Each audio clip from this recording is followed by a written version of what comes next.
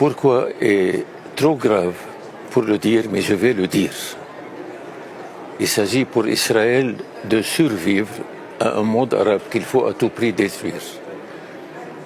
Il s'agit pour l'Occident de réparer son complexe de culpabilité par rapport à l'antisémitisme qu'il a cultivé pendant 1700 ans en Occident, pour que ce complexe de culpabilité se répare par tout ce qu'on peut offrir à Israël.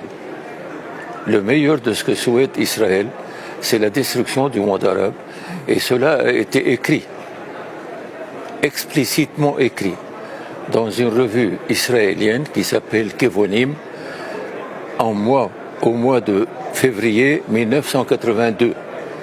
Il faut lire le texte sous le titre « Stratégie d'Israël pour les années 80 », écrit par le stratège israélien Oded Yinon. Oui, absolument. C'est terrible. Absolument. L'Occident, excusez-moi le mot, est pourri. Pourri par son histoire passée, pourri par son antisémitisme, qui n'a rien à voir avec l'Évangile ni le Christ. Et il est pourri aussi par sa passion de domination du monde. Cette passion qu'il a cultivée et pratiquée avec une sauvagerie féroce pendant 500 ans, il ne veut pas l'abandonner. Et rappelez-vous le mot de Régis Debray.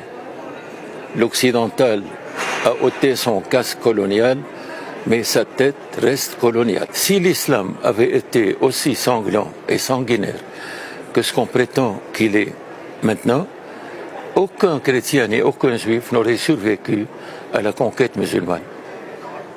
Les musulmans ont eu le génie, dès leur première conquête, d'ouvrir la collaboration avec les pays conquis, et ils ont réussi ce que jamais aucun conquérant n'a pu réussir.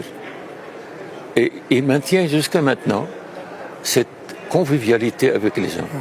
Moi, je suis un prêtre de Damas. Je suis né à Damas en 1932. J'ai vécu en milieu chrétien et musulman. J'ai grandi dans ce milieu et je vous assure que ma vie de prêtre récolte une joie immense à la fréquentation des musulmans, à leur amitié, à leur soutien. Je vous assure, ce ne sont pas des mots. J'ai écrit tout cela dans un livre en arabe.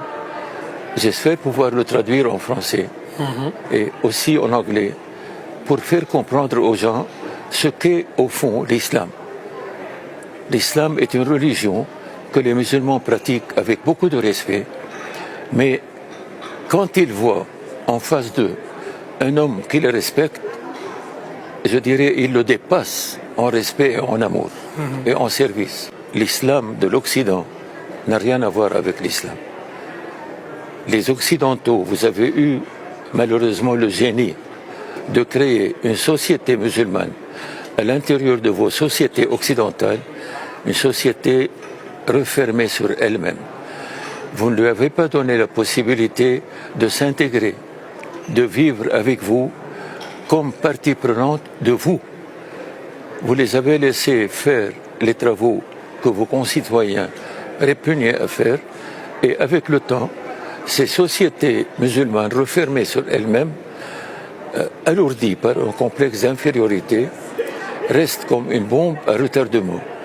Et ce que l'Occident a créé aujourd'hui de toutes pièces, comme je l'ai dit hier, de ce qu'ils appellent le terrorisme musulman, c'est une fabrication strictement occidentale que l'islam n'a pas connue.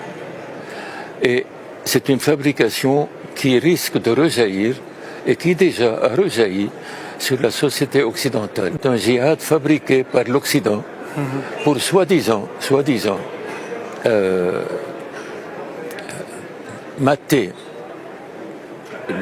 le Proche-Orient, le réduire à un état de tribus qui s'entretuent sans plus, mais on a l'impression que cet Occident qui en fait a propagé l'idée de liberté à partir de la Révolution française, il faut bien le reconnaître, voyez, a perdu maintenant toute notion de liberté. C'est une véritable dictature de slogans qu'il faut à tout prix accepter, ne pas discuter, sinon vous êtes écarté.